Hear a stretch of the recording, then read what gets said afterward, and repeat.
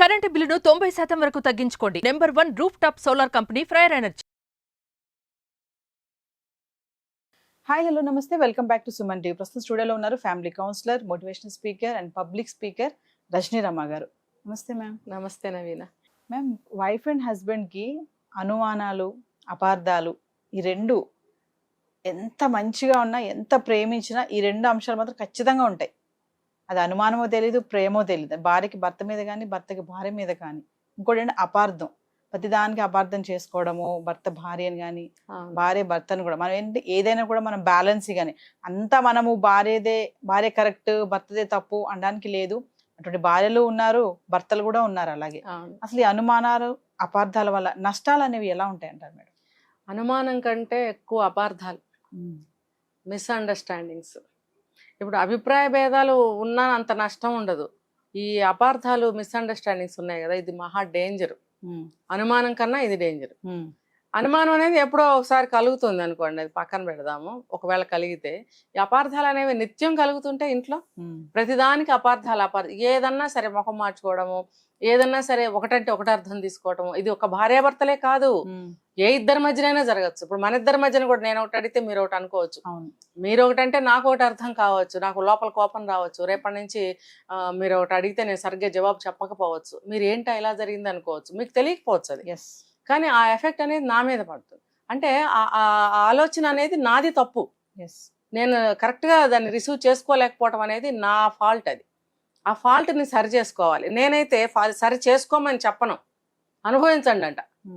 అది ఏదైతే రాంగ్ అని ఎప్పుడు పూర్వం నుంచి ఎన్నో విషయాలు చెప్పుకుంటూ వస్తున్నారు పెద్దవాళ్ళు కానీ, అలాంటి వాళ్ళు కానీ ఎంతోమంది చెప్పుకుంటూ వస్తున్నప్పుడు, ఓహో ఇదేదో ఉందని అక్కడ ఆగి ఆలోచించి ఆ పాయింట్ని మీరు క్యాచ్ చేసి మారాలనే ప్రయత్నం చేయాలి కదా. మారాలి కాదు, అది వద్దు మనకని అనుకోవాలి కదా. వద్దు అనుకోవాలి. దాన్ని ఎందుకు ఇన్వైట్ చేసుకుంటారు, దాన్ని ఎందుకు అడాప్ట్ చేసుకుంటారు ఆ లక్షణాలని? ఇప్పుడు అనుమానం దేనికి? నువ్వు బయటికి వెళ్ళి ఉద్యోగం చేస్తున్నావు అనుకో, ఒకవేళ అతను వెళ్తున్నాడు, అనుమానం ఎందుకు? సరే వద్దు, ఆ భార్యాభర్తలను పక్కన పెడదాం కాసేపు, అవి ఎప్పుడు నిత్యం ఉండేవి, వెరైటీగా చెప్పుకుందాం. సొంత కుటుంబంలో అక్క చెల్లెలు కావచ్చు, అన్నదమ్ములు కావచ్చు, తల్లి కూతుళ్ళు కావచ్చు, అత్తాకోళ్ళు కావచ్చు, భార్యాభర్తలు కావచ్చు, అమ్మమ్మలు కావచ్చు, నాయన, ఎవరైనా ఫ్రెండ్స్ కావచ్చు, సొసైటీలో ఎవరైనా కావచ్చు. ఏంటంటే ఈ అనుమానాలు, అపార్థాలు. ఇప్పుడు ఏదో చెప్తారు, వచ్చిందిలే నీ వైపు చూసావా ఎలా చూస్తుందా అంటే మనసులో ఏదో పెట్టుకునే ఇక్కడికి వచ్చింది, అది నువ్వు గమనించలా. నువ్వేదో నీకు పెద్ద ప్రేమ ఉంది, నీకు బాగా మాట్లాడేస్తున్నావు, ఆమెకి లోపల దురుద్దేశం ఉంది, ఆమె ఆ ఉద్దేశంతోనే ఇలా మాట్లాడింది అంటే పాపం వాళ్ళకు ఉండదు ఆ ఉద్దేశం, నువ్వు ఎక్కించి పెడుతుంటావు. అప్పుడు నీకు అపార్థం చేసుకుంటావుగా. ఇప్పుడు అనుమానాలు, అపార్థాలు ప్లస్ దీన్ని ఏమంటారు, ఇంకో లాంగ్వేజ్ తెలియదు నాకు, ఎక్కించడం. ఇది కూడా జోడించాల్సిన అవసరం ఉంది అనిపిస్తుంది నాకు. ఇప్పుడు అపార్థాలు అనేవి కొన్ని సందర్భాలు, కానీ ఎక్కువగా ఎక్కించి చెప్పినవి కూడా ఉంటాయి. సాడీలు అనొచ్చాము, చెప్పుడు మాటలు. అంటే దానివల్ల నష్టం ఎవరికో మనం తెలుసుకోవాలా లేదా? ఇప్పుడు దిగే ముందు లోతు తెలుసుకో, దిగమనేవాడిది తప్పు కాదు, నువ్వు దిగాల వద్దా అని నిర్ణయించుకోవాల్సిన వాడివి నువ్వు కాబట్టి ఆ లోతు ఎంతో తెలుసుకుని దిగుబోయి అని చెప్తారు కదా. ఇప్పుడు చాడీలు చెప్పేవాళ్ళు చెప్తారు, నువ్వు ఆలోచించుకోకల్లా నీకు ఆ ఎదుటి మనిషికి ఉన్న రిలేషన్ ఎన్ని సంవత్సరాల నుంచి ఉంది, ఆ బంధం ఎటువంటి బంధం, అంటే ఆ రిలేషన్ ఎన్నాళ్ళ నుంచి ఉంది, ఆ బంధం ఎటువంటిది అని నువ్వు ఆలోచించుకోవాలా లేదా? ఆ చెప్పినోడు ఎవడో, నిన్న వచ్చినోడు కావచ్చు, మొన్న వచ్చినోడు కావచ్చు, రోడ్డు మీద పోయేవాడు కావచ్చు, వాడి అభిప్రాయం వాడిది. కానీ అసలు ఒరిజినల్ నీ సొంత వ్యక్తి అని అనుకున్నప్పుడు నువ్వు ఏమని ఆలోచించాలి? వాళ్ళకి తెలుసా నీ సొంత మనిషి గురించి? నీకు తెలుసా? నీకు ఎక్కువ కాలం బాగుంటుందా, వాళ్ళకి ఎక్కువ కాలం బాగుంటుందా వాళ్ళతోటి?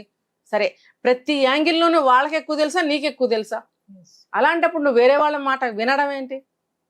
వినకూడదు. సరే, యువతల వ్యక్తికి కూడా నీతో అటువంటి బాండే ఉన్నప్పుడు నీకు అంత ద్రోహం చేస్తారా? అది అవతలవాడు మూడోవాడు చెప్తే నువ్వు ఎక్కించుకోవడం ఏంటి? ఈ రెండూ ఆలోచించాలి. అసలు నువ్వేలాంటి వాడివి, తనేలాంటి వాడు, రెండు కూడా సరిగ్గా ఆలోచించుకోవాలి, అపార్థాలు చేసుకోకూడదు. ఒకవేళ అటువంటిది ఏదన్నా ఉంటే ఎప్పుడన్నా ఏంటి, ఒకవేళ ఇది ఏమన్నా ఫలానా దానికోసం ఇలా అన్నావా, ఫలానా దానికోసం ఇలా మాట్లాడావా, లేకపోతే ఫలానా దానికోసం ఇలా చేసావా, నేనైతే అలా అనుకున్నాను అని అలా చక్కగా మాట్లాడుకోవచ్చు. ఏంటంటే అటాక్ చేసేసి డైరెక్ట్గా అనమాట, ఇంక చేతిలో ఇంకేం ఉండవు అనమాట వెపన్స్. అంత ఘోరంగా దాడి చేస్తారు మాటలతోటి, రిలేషన్స్ కట్ చేసుకుంటారు. అదే భార్యాభర్తల విషయంలో కూడా వెనక ముందు చూడకుండా ఇలానే చేస్తూ ఉంటారు. ఈ అనుమానాలు అపార్థాలు ఉంటే ఎంత ఘోరాలైనా జరుగుతాయండి, రిలేషన్స్ తెగిపోతాయి. ఎస్. చాలా ఒక అన్నయ్య ఉన్నాడు, వాళ్ళ భార్య చెప్పిన మాటలు విని వాళ్ళ చెల్లెలతోటి జీవితకాలానికి కట్ చేసుకున్నాడు. అపార్థం చేసుకోవడం. నువ్వు చిన్నప్పటి నుంచి పెరిగావే, కలిసి ఆడుకున్నారు, కలిసి తిరిగారు, ఒక కంచంలో తిన్నారు, ఆటలు ఆడుకున్నారు, ఏదైనా కలిసే చేశారు, మాట్లాడుకున్నారు, నవ్వుకున్నారు, ఎన్నో చేశారు, స్కూల్కి కలిసి వెళ్ళారు, ఎన్నో ఎన్నో ఎన్నో కదా. మరి అలాంటప్పుడు కొత్తగా వచ్చిన వ్యక్తికి ఏం తెలుసు? ఇప్పుడు కొత్తగా ఆ సిబ్లింగ్ అక్క చెల్లు ఎవరైతే ఉన్నారో వాళ్ళు మారిపోతారా? ఎందుకు మారిపోతారు? నీ భార్య వచ్చిందని చెప్పి అసూయ పడతారా? ఎందుకు పడతారు? తను కూడా అలా పెళ్లి చేసుకుని వెళ్ళిందే కదా, ఎందుకు అసూయ పడతారు? నేను నా భర్తతో సుఖంగా ఉన్నప్పుడు నువ్వు నీ భార్యతో ఉండాలని ఎవరు అక్క చెల్లెలని కోరుకుంటారు కదా. ఏదో ఆడపడుచులు అనేవాళ్ళు కొంతమంది ఏం చేస్తారంటే ముచ్చట్లు ఆచారాలు ఇవన్నీ పెట్టారు కాబట్టి పూర్వీకుల నుంచి, పూర్వకాలం నుంచి ఆడపిల్లలు ఈ రోజుకి కూడా చాలా మంది ఇప్పుడు 20-25 years ఉన్న అమ్మాయిలు కూడా మాకు ఆడపడుచులుగా అవి జరగలేదు ఇవి జరగలేదు చిన్నగా అలుగుతారు. అదొక ముచ్చట అనుకోండి, దాన్ని పెద్ద పెద్ద యుద్ధాలు ఎవరు చేసుకోరే. దానికోసమే అవతల వచ్చిన అమ్మాయి కోపం పెట్టేసుకుని భర్తకి నేర్పించాలని అనుకుంటే కనుక, ఎక్కించి చెప్తే కనుక అపార్థాలే కదా. అది సరిచేసి చెప్పాల్సిన పూచి కూడా అతనికే ఉంటుంది, అమ్మాయి అయినా అబ్బాయి అయినా సరే.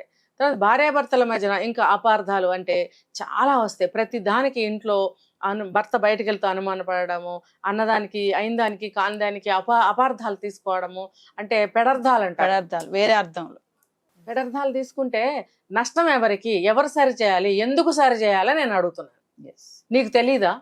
ఇంత వయసు వచ్చి ఏం తెలీదా? తెలుసు కదా. తెలిసినప్పుడు ఇది చేస్తే ఈ రిఫర్గేషన్ మనం ఫేస్ చేయాలి, ఇది చేస్తే మనకి నష్టం వస్తుంది, ఇది చేస్తే ఈ బాండ్ మనకి కట్ అయిపోతుంది, ఈ రిలేషన్ కట్ అయిపోతుంది అనేది తెలీదా? తెలుసు. అది వాళ్ళ వైపుకే తెలుస్తుంది, ఆపోజిట్ సైడ్ నుంచి ఆలోచించరు. అదే భర్త అయితే భార్య వైపున ఆలోచించకపోవచ్చు, భార్య అయితే భర్త వైపు ఆలోచించకపోవచ్చు, తన వైపు మాత్రమే ఆలోచించుకుంటారు. రిలేషన్ అనేది ఇది అందరికీ ఒకటే కదా, ఆలోచించాలి. రెండు వైపులా ఆలోచించినప్పుడే ఆ భార్యాభర్తల బంధం బాగుంటుంది. అనుమానాలు అపార్థాలు పోతే, పెడర్థాలు తీస్తే నిత్య నరకమేగా. పెళ్లి చేసుకున్న భర్తతో ఆనందంగా జీవించాలి, ఎంజాయ్ చేయాలి, జీవితం సుఖమయం చేసుకోవాలి, ఫ్యూచర్ గురించి ఎన్నో కలలు కంటారు, అవన్నీ సాకారం చేసుకోవాలనే కదా పెళ్లి చేసుకుంటాం. చాలా మంది అయితే అబ్బాయి ఎప్పుడు వెళ్ళిపోతాం పుట్టింట్లో నుంచి, గొడవ ఇంట్లో, మాకు వెళ్ళి భర్తతో ఎప్పుడు హాయిగా ఉంటానా అని కలలుగానే వచ్చిన వాళ్ళు కూడా ఉంటారు. మరి ఏం సాకారం చేసుకుంటున్నారు వాళ్ళు? మరి ఎందుకు ప్రతిదానికి అర్థం ఎందుకు తీయాలి? ఎవరితో మాట్లాడితే తప్పు, కూర్చుంటే తప్పు, ఇంకోటి చేస్తే తప్పు, అది ఒకటి. ఇంకా ఉంటారు, చాలా ఉన్నారు. ఇక్కడ ఇంకొక విషయం ఏంటంటే మేడం, మామూలుగా అంటారు కదా, భార్య భర్తల మధ్యలో ఏ గొడవ వచ్చినా కూడా మూడో వ్యక్తి అనే వాళ్ళకి మనం స్థానం ఇవ్వకూడదు అనేసి ఒక మాట అంటా ఉంటారు. అదేంటి మేడం అసలు? అంటే మనం ఇప్పుడు వచ్చింది అనుకోండి ప్రాబ్లం, అంటే వేరే వాళ్ళతో షేర్ చేసుకోవద్దా? భర్త అర్థం చేసుకోవట్లేదు, వెళ్ళి చెల్లికో ఎవరికో చెప్పుకోవాలి మరి, కానీ ఎంటర్ అయితే వాళ్ళిద్దరి మధ్యలో గ్యాప్ వచ్చేస్తుంది అని చెప్తా ఉంటారు పెద్దవాళ్ళు. దీన్ని ఎలా చూడొచ్చు అంటారు ఈ మాట? ఒక రకంగా తప్పు అంటా నేను. ఎందుకనంటే ఇప్పుడు ఎక్స్పీరియన్స్ అనమాట. ఇప్పుడు ఇద్దరికి వచ్చింది గొడవ, మూడో వాళ్ళు వస్తారు న్యాయం చెప్పడానికి, లేకపోతే ఏదో సరి చేయడానికి వచ్చినప్పుడు ఇద్దరు వర్షన్స్ చెప్తారు. వాడికి అర్థం కాదు ఎవరు నిజం చెప్తున్నారు. మీ ఇద్దరికే తెలుసు ఏది నిజం అనేది, లేదా అపార్థం. సేమ్ ఇక్కడ కూడా అపార్థం ఉండబట్టే నీది నీకు కరెక్ట్ అనిపిస్తుంది, ఇతనికి కరెక్ట్ అనిపిస్తుంది. అలాంటప్పుడు మూడో వాడు ఏం చెప్తాడు?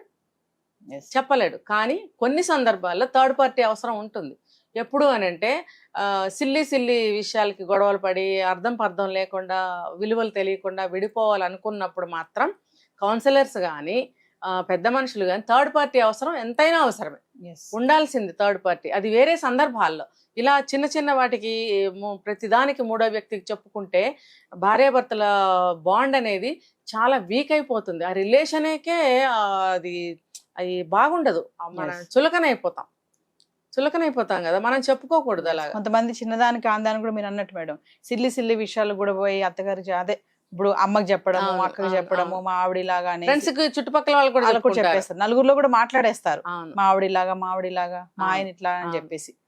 ఎంత వయసు వచ్చినా కూడా ఇవన్నీ కూడా నాట్ కరెక్ట్. కానీ బాగా పెద్ద వయసు వచ్చిన తర్వాత వాళ్ళకి వీళ్ళకి ఉన్న బాండ్ స్ట్రాంగ్ గా ఉన్నట్టయితే, దాని క్లోజ్నెస్ ఉంటే కనుక కష్ట సుఖాలు చెప్పుకోవచ్చు. ఒక స్టేజ్, ఒక ఏజ్ ఉంటుంది దానికి. ఇప్పుడు పెళ్లి చేసుకోవచ్చు, ఇప్పుడు పక్కింటి వాళ్ళకి చెప్తానంటే ఎలా, లేకపోతే ఇంకొకరికి చెప్తానంటే ఎట్లా, ఆఫీస్లో చెప్తానంటే ఎలా, వాళ్ళు అడ్వాంటేజ్ తీసుకుంటారు. కూలేది నీ కాపురమే, నీ జీవితమే, తర్వాత నానా కష్టాలు ఉంటాయి. సో ఈ అనుమానాలు అపార్థాలు అనేవి వచ్చిపోతూ ఉంటాయి, మనం వాటిని పట్టుకొని కూర్చోకూడదు. So, అపార్థం అనేది చాలా డేంజర్. అది అదే మనం చెప్పుకున్న పాజిటివ్ గా ఆలోచించాలి. ఏదైనా సరే అంతే కదా. అదే మాట నేను అన్నప్పుడు తన అపార్థం తీసుకుంటే ఎస్ అనేది ఆలోచించగలిగితే ఈ అపార్థాలు రావు. Thank you.